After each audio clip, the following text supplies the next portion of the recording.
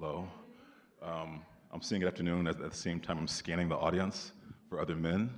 I don't see any right now, but I'm sure you're here. First of all, thank you all so much to the organizers of today's summit. Thank you for asking me to be a part of this conversation. I'm incredibly excited to be talking with these dynamic women who are all doing inspiring work, which you'll hear about momentarily. And so I just want to, I know time will be tight because of the questions and responses I'm sure you'll have to the conversation, so I just want to dive in.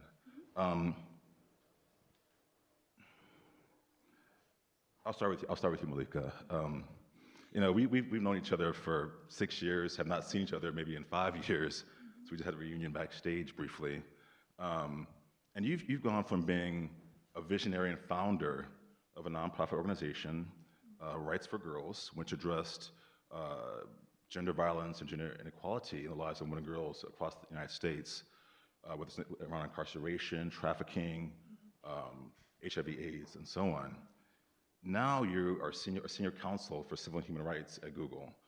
I was hoping you could just talk a little bit about how that transition from a nonprofit to one of the largest corporations in the world, how has it affected or altered your sense of passion and purpose around social transformation? Well, so, I mean, I didn't become a human rights lawyer to work for Google. Right? And when Google approached me to work there, I really actually thought it was a joke at first. Oh, is it off? Mm-hmm. Is that better? Okay. Oh, wow. Awesome. Yeah, I thought it was a joke when they tried to recruit me. I couldn't have a vision of what I would do at Google as a human rights lawyer.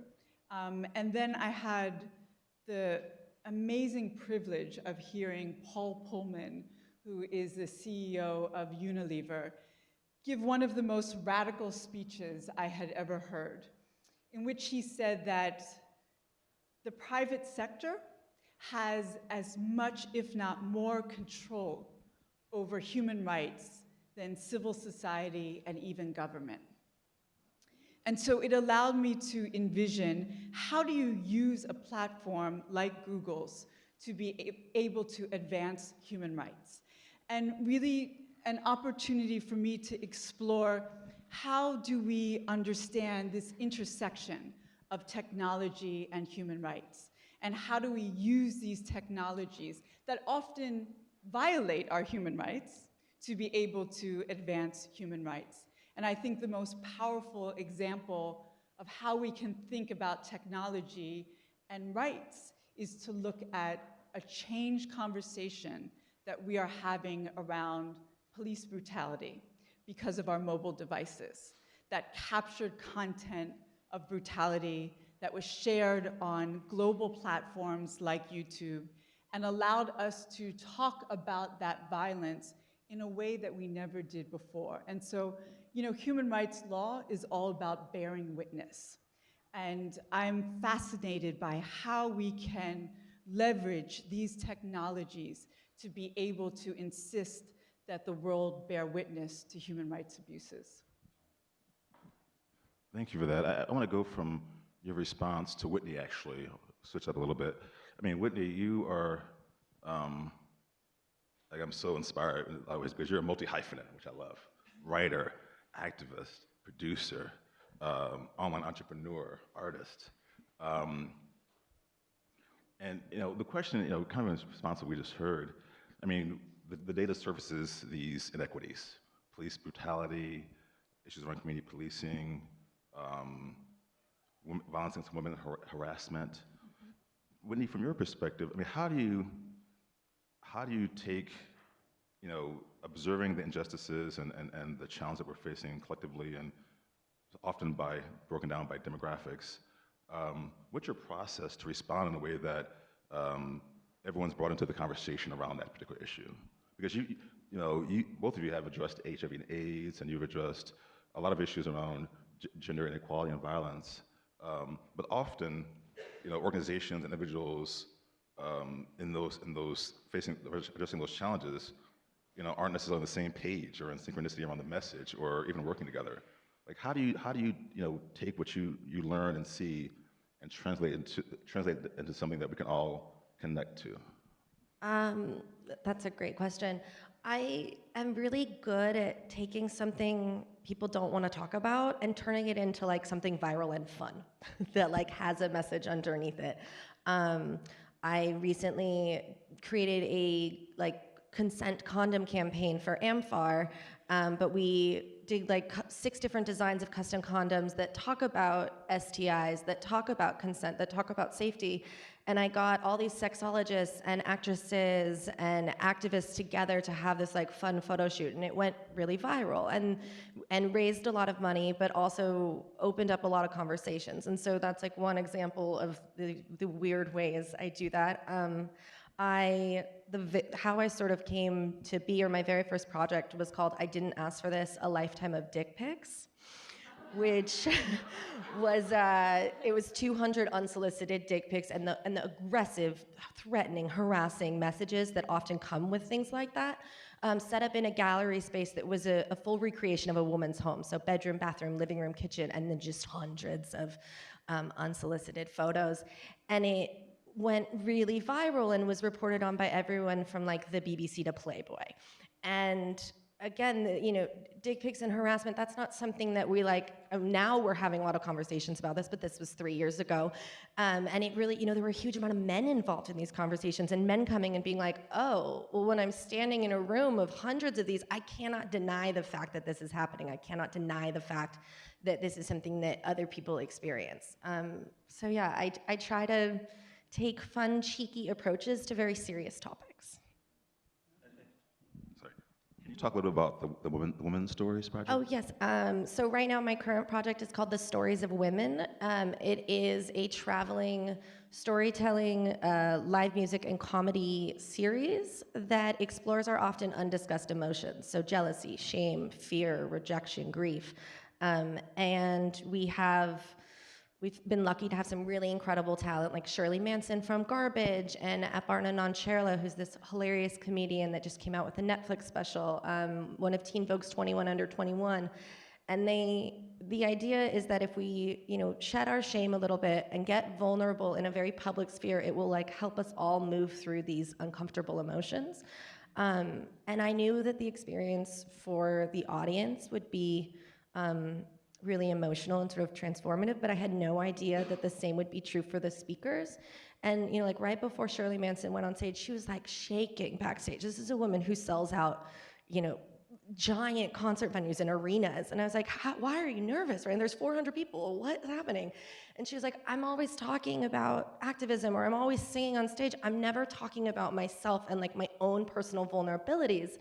And that really stuck with me. And the feedback we got from a lot of the audience members was that that they were able to relate to these women in a way that they wouldn't be if they were watching us sit on a panel or something. You can be inspired by us, but maybe you're not going to see yourselves in us up here. But if I'm sitting up here talking about my rape or talking about, you know, my abortion, maybe those are things that you can relate with. So.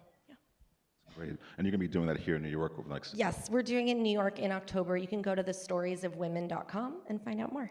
I mean, Chelsea, I'm going to use this word a lot in this conversation, inspire, overwhelmed. I mean, I think you may be the youngest person on the stage, but yet you've done so much in a brief period of time. And the issues that Whitney was talking about around shame and stigma, I mean, that's really the core of what Happy Period is about. I mean, you know, women who are marginalized for a host of socioeconomic reasons, racial as well, and you're really making visible, you know, their most intimate vulnerabilities and challenges. And I was hoping you could just talk about how you were called to birth Happy Period, and really, I mean, you're working domestically in 32 cities. Yes. Okay. I mean, can you we were talking backstage, so I just want to continue what we were saying about recently the New York Times, I think 2 days ago, the New York Times had an article from Nepal about women in Nepal who are sent into huts for a period of time during the menstrual cycle, and sometimes they die or contract infections or their health is compromised being in these huts. separate from the rest of the community. And so we were talking about that backstage, and I thought what you had to say about that and its connection to what's happening here, I thought was really important. Absolutely. So there's a tradition called Chowpadi in Nepal. It's very common, and imagine being a girl, a woman, and you have your period. When your period comes, you have to go to a hut for X amount of days because from the superstition, women, girls, if you're menstruating, you are seen as unclean, dirty. You can't cook. You're not allowed to touch the cows or the cows will die. You are not allowed to go to school because you shouldn't be around other people who are not menstruating because they will become sick because of you. So imagine that being part of your everyday life. And for hundreds of years, that's just been the norm.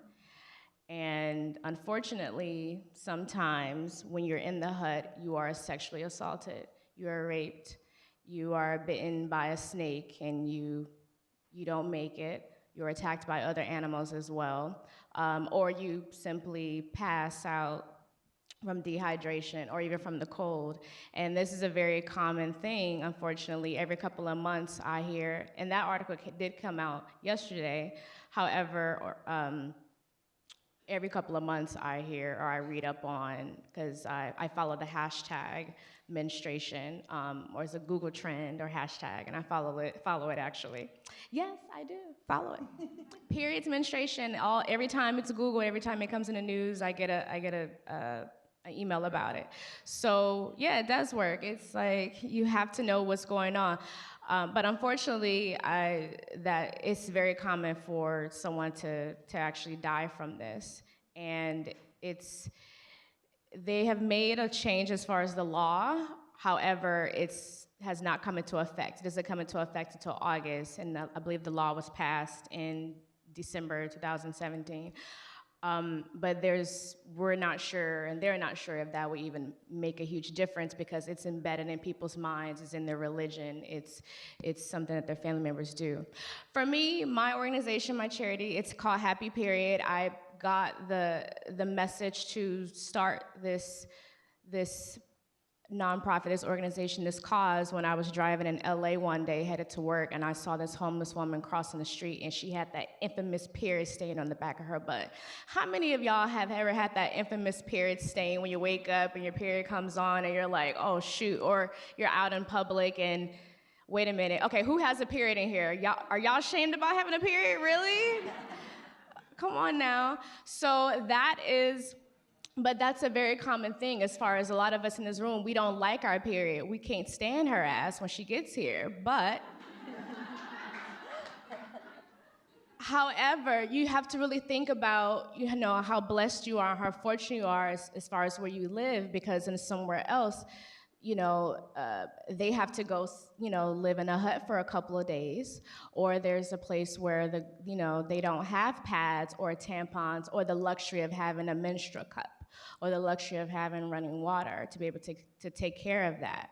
So after seeing her crossing the street, and doing some research and reaching out to shelters and representatives, I found out a lot of crazy things. The fact that a lot of nonprofits, even though they may be government funded, but they're not required to have menstrual products in their budget as far as utilities or supplies. Now, that's something that, a lot of us, you would think like, well, duh, if they take care of women, but that's not the case. And they're relying on donations, and the thing about donations that I'm told all the time, they're more likely to receive donations of razor blades and shaving cream for the men to shave with than donations of pads and tampons. So that tells you something that's really powerful as far as we're not thinking about periods, we don't like them, therefore we're not talking about them, we're not thinking like, oh, to donate these to an organization or a charity. Now, in my mind, when I saw her and after just starting the organization, I felt like if I don't do this, then this is definitely it's gonna be the same way that it is. There are going to be more and more homeless women and trans individuals going around free bleeding and not really making that hard decision, or a very common decision between your baby's diaper or a pack of pads for yourself, because they are quite expensive. Luxury, one might say. Luxury, exactly, a luxury item. Really, it's luxurious to have your period. Who knew? But it's a very serious thing as far as the stigma being behind that, and I think it's really time to embrace menstruation, because it is a magical thing in my eyes as far as what's happening with their bodies and what can also happen if you create a child. But as far as the stigma and the shame, it's really creating a huge issue that's beyond America. If you are homeless, or if you're low income, or if you live in Nepal and this is your part of your everyday life. And it's something that you didn't ask for, and it's something that you can't help it. So that is definitely my vision for, yes, we're national and we're here, and I started in Los Angeles, but however, half of the human population menstruates. I think that's quite awesome. So we really have to do something about that, because being a woman is amazing. Yeah.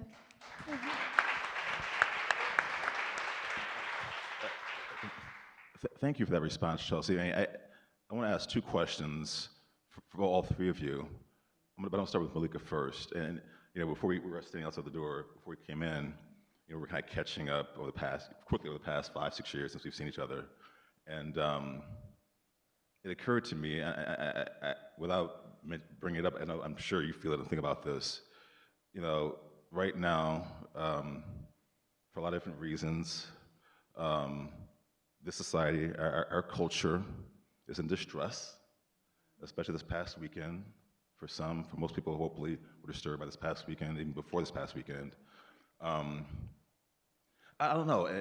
You kind of surfaced this question because I feel like in 2018, with all that we're facing with social challenges, trafficking, rape, domestic violence, opioid addiction, the heroin crisis that's been going on for generations in communities of color, public housing crisis, schools crisis. There's still, I feel like, maybe I'm wrong, but I still feel like there's certain layers we don't get down to. Like, we'll talk up here, where it's comfortable, but we don't push down to the systemic conversation. And I feel like, Malika, we haven't seen each other in a while, but knowing you, I mean, you're a veteran. You've seen it. You're battle tested. The three of you are. But I want to start with you because I feel like in this moment, we're not talking at the level we need to be talking to really address these issues, not from a stance of reacting. We always react. We're reacting this weekend. Even though we knew this was coming, we were reacting to kids being separated from their families. So this weekend was the nexus of that boiling over. How do we get down to the level where we're actually having systemic conversations so that we're not just reacting, but somehow we're preventing in the first place? So I think right now there is a politics of fear and separateness and insularity that we have to interrogate. And I think we interrogate that in many ways. And a fundamental way is to insist on each other's humanity and to be proximate to each other's humanity. That's part of what happened at the border this week, was that we insisted that those images get out and be shared, and we bear witness to the suffering of children being separated from their parents. I think about that in terms of what is Google's responsibility to use its platforms to bear witness to human rights abuses. And how do we do it in a way that is different and cutting edge and authentic? So I have worked, as you know, for a really long time on the issue of criminal justice reform. And we created a couple years ago the VR experience of solitary confinement, right? And for 3 minutes, you have full immersion, audio, visual, of being in solitary. And the experience is narrated by individuals who were in solitary. Now, it's a privilege to be able to put down the cardboard and no longer be immersed in solitary. And we have to acknowledge that privilege. But there's also this opportunity to use technology in this way to create connectedness, to bear witness, and to be able to disrupt silence and isolation. When I think about human rights abuses, and especially when I think about the violence of human rights abuses, whether that is rape or that is genocide, so often those abuses are allowed to happen and thrive in the context of silence and isolation. And how can we disrupt that? And how can we use technology to disrupt that? So VR in that way is an opportunity to scale the prison walls and create an experience of voice and visibility that does not happen otherwise. We had this remarkable evidence of this a couple weeks ago where last June, we had worked with YouTube creators and directly impacted individuals to do a summit. And so we brought individuals who had been impacted by incarceration to talk about their experiences with the YouTube creators as well as with media outlets. But then we used a YouTube platform that allowed us to scale the prison walls and have Miss Alice Johnson tell her story of serving a life sentence for a first-time nonviolent drug felony. And you saw her in her prison jumpsuit, talking on the phone as an effort to share with us what it felt like to be behind bars for 21 years. And Mike.com was in the room. And they recognized the power of her presence and voice and visibility and worked with us to do a digital op-ed that was then put on social media, that then Kim Kardashian picked up and sought the release of Miss Alice Johnson 2 weeks ago.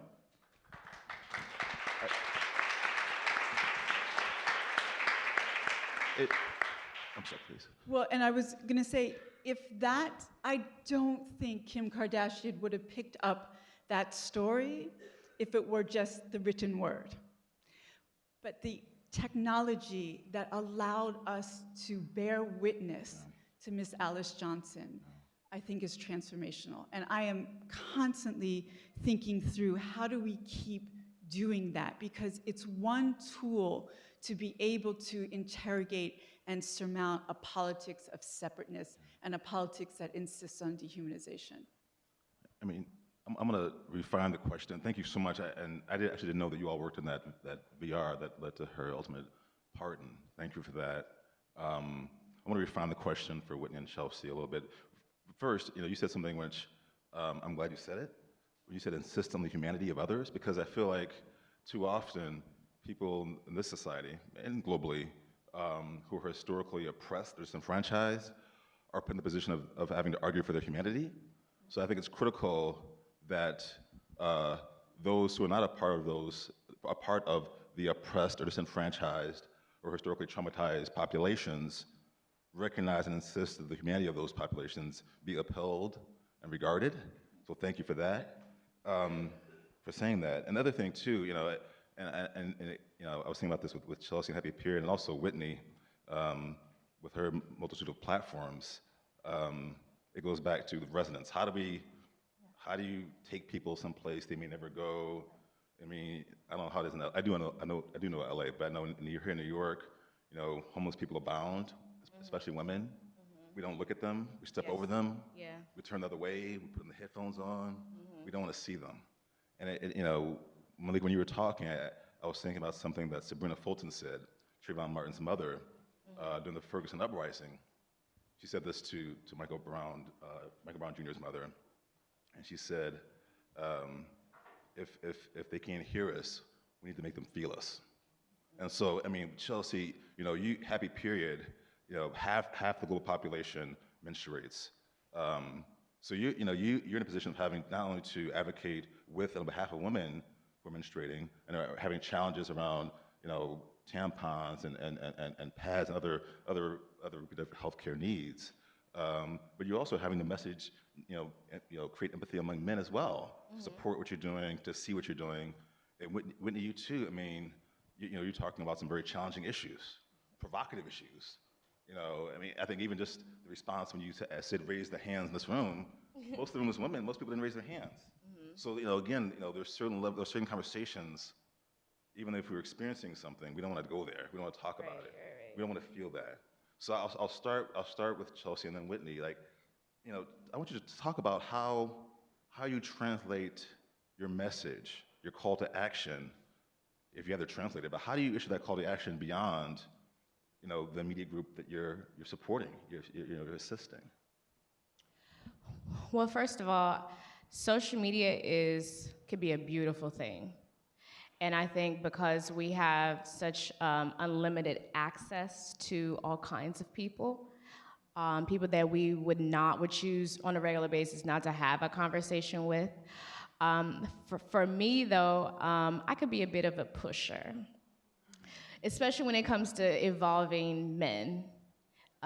Because, a lot of times I have to remind a lot of men, like, hey, your mama had to have her period now, don't act all, So, because it's such a disconnection, it's gross, it's your thing, but I don't think it has to always be so negative, but it's like, hey, the door is open, education, knowledge is power, and education is a good thing, and it wouldn't hurt you to just know how the menstrual cycle works, or to just know, hey, you can actually be involved in this. You don't have to identify as a female. But I definitely use social media, all aspects of social media for my platform, for reaching out to all kinds of people. Especially even when it's girls that actually don't have their periods yet. I think that's actually the next generation, or girls that just may not know. Because I get a lot of direct messages, especially through Instagram, girls saying that they're not comfortable even speaking with their mothers about their period in their bodies. And I choose to actually respond to that and say, hey, you do have someone, to talk to. Do you have questions? But also just keeping that in mind, because you may feel like, oh, this person has a space, they have a mother, they have someone to talk to, but that definitely may not be the case. And then I'm finding that there are a lot of girls who are open and really want to talk about their periods, because that's something that we really don't have a chance to talk about. Even when we have sex ed, they separate the girls and the boys. They tell the boys about pleasure and condoms and how to get some. And they tell the girls, keep your legs closed. And that's not fair. And and that kind of reflects us as far as us becoming adults, So with that in mind, I'm all about just, especially with schools, I think the first big thing for me is just getting back into the school system to where, because I remember even when I was in kindergarten, a dentist coming to my school and telling us about dental hygiene. And then, of course, maybe like middle school, going into high school, then sex ed came. But my period talk, I got that from grandma or auntie, So if we bring that back into the school system, I think that would be, or just, because not even bringing it back, if we try to implement that into the school system, that's a whole nother realm that we can tap into, especially when it comes to eliminating the stigma, because that's the goal. Absolutely. Yeah. Thank you, Chelsea. Whitney? Yeah. we talk about things like rape or sexual harassment as if they're women's issues. They're not. They're, first and foremost, they're men's issues, and that's not to say that women don't harass and women can't rape, but the statistics are massively glaring to one side. We talk about things like race as if they're issues for people of color. They're not. They're white people issues. It's our problem. It's our issue to fix. And these are things, both of these that I talk about a lot, but especially about race, I would never presume to talk to a person of color and think that I have any bearing or idea of what it is that they go through, but I can and do certainly talk to my fellow white people and be like, here, I am because I was raised with this skin color, I am inherently racist. I do and say and think things that are racist because the system I was raised in is. And that doesn't make me a horrible person. Actually acknowledging that and talking to other people who have similar privileges to me is the only way that any of us can learn. It's the only way we can move forward. And if we expect people who are being oppressed to teach us about their oppression, then we're adding more to their plate. We're making it worse. As a woman, I don't necessarily want to have to teach every single man in the room what it's like to have boobs. That shouldn't be my job. It's the job of the good men there to stand up for women, to call out harassment when they see it. And the same goes for race, and the same goes for sex, and the same goes for every iteration of humanity. And I know we're short on time, but I just want to say one last thing. You were talking about sort of bringing us together as a country, and obviously we're in a time of political trauma, but we're pitted against each other as if one side is evil and one side is right, but we are reading different news. We are all just afraid. We're just afraid of different things. And we look at, these families being separated, and our side my heart breaks for that. But, the other side looks at us and thinks that we're murdering babies, and their heart breaks for that too. So I think just having more conversations, not assuming that someone, because they have a different political ideology, is inherently evil. Break it down to your humanity and have real, vulnerable conversation.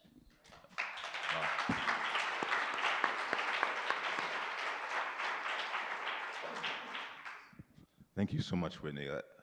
Thank you for that. I just got the 2-minute warning from over there. We're gonna have a Q&A 2-minute session. But I want to put out some things. We have 2 minutes for everyone to respond to this. I want to start with you, Whitney, because we were talking about it on the hall. Thank you for what you said. Seriously, thank you for that. I don't hear that enough, actually, so I appreciate you saying it in public. To what we've all been saying, we're in a moment of political trauma, division, artificial and sometimes real division, differences in opinion, perspective on life. We're all feeling pain. We're all carrying fear. We're all tired. Malik and I were talking about the young brother who was killed in Pittsburgh. As a black man, I'm tired. I can't. It's I have to step aside every time I hear about a young black man being killed. I just can't. It's too hard to process right away. I have to compartmentalize it. And I know for women, I know for poor people, I know for immigrants, undocumented and otherwise, I know for people who are trans or queer. I know we're all, from our perspectives, going through something. Again, we can all be quick about this, or respond succinctly, but how do we, in this period of time, really kind of piggybacking what Whitney said, find that common ground, that common humanity, but also take care of ourselves? It's hard, some of us have kids on this stage, or in the audience, I'm sure. It's hard to model hope right now, model faith. Yeah. When every day there's a new crisis, there's a new trauma that you have to explain and process for yourself, and then pass it on to your nephew or niece, your daughter or son or whatever. How are you, Chelsea and Whitney and Malika, how are you holding it but also doing that self-care? Hit that unfollow button. Turn off your news alerts. I read the news, but I read it when I so choose to do so. I don't let every trauma into my life at every moment.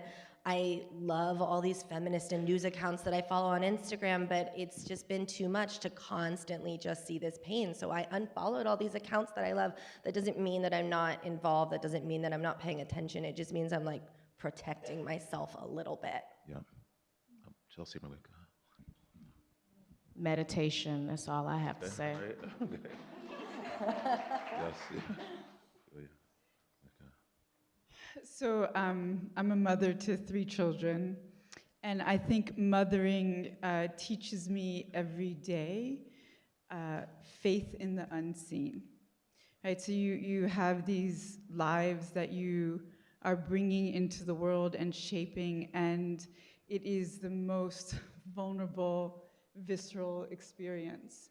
And it requires a certain faith in the unseen, that your children will be whole despite, that your children will know how they are loved even when they feel hated, that they will know the lotus that comes from the mud. It is that faith in the unseen that in order to be a good mother and raise them the way I want to, I have to hold every day. And I think that that's how I also hold what's happening right now, is that I have a faith in, in what we don't see right now clearly, but there is the whisperings of in those Parkland kids, that there are the whisperings of in the way that we insisted this egregious human rights violation end. It is the way that my youngest son, before he went to bed a couple weeks ago, talked about how he loved the idea of being a boy and he loved the idea of being a girl. And speaking about identity and self-love in ways that feel almost insurrectionist at this moment. And so I think I just try to, and don't always succeed at, believing in and having faith in the unseen ways that we will fight for and achieve that justice. Thank you so much. Chelsea, Whitney, Luca, thank you so much. Thank you three so much. Thank you so much for your amazing wisdom. I know we have questions now or comments from the audience or Yes, we online. do. We do have questions, but we only have time for one, so here goes. Too many people seem to equate social media likes and posts to action, to doing good. How do we mobilize women on an individual basis to take more action?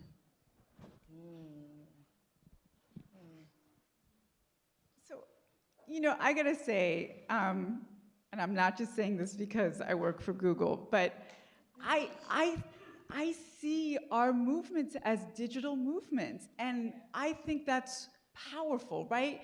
Black Lives Matter started as an online love letter to Black folk, right?